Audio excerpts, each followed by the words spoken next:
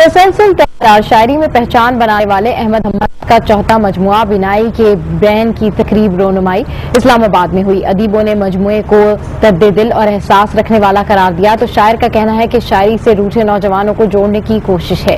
دیکھتے ہیں آصف نوید کی رپورٹ۔ پاکستان حکومت میں کتب میلہ پورے آب و تاب سے جاری ہے، جہاں نوجوانوں کے ترجمان سمجھے جانے والے شاعر احمد حماد کے مجموعہ کی تقریب رونمائی ہوئی۔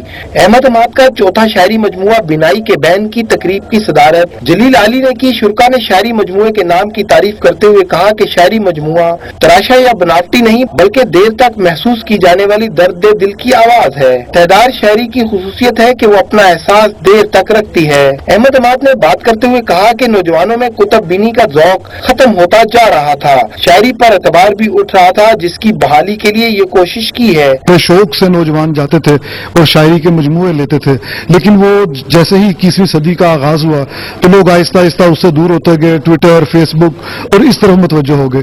لیکن اب الحمدللہ یہ ہے کہ ہماری مسلسل کوشش کا ثمر یہ ہے کہ اب دوبارہ سے لوگ کتاب کی طرف آ رہے ہیں۔ احمد حماد کو یقین ہے کہ شاعری سے روٹ جانے والی کہانی کو واپس لانے میں بینائی کے بین کی کوششیں رائیگان نہیں جائیں گی۔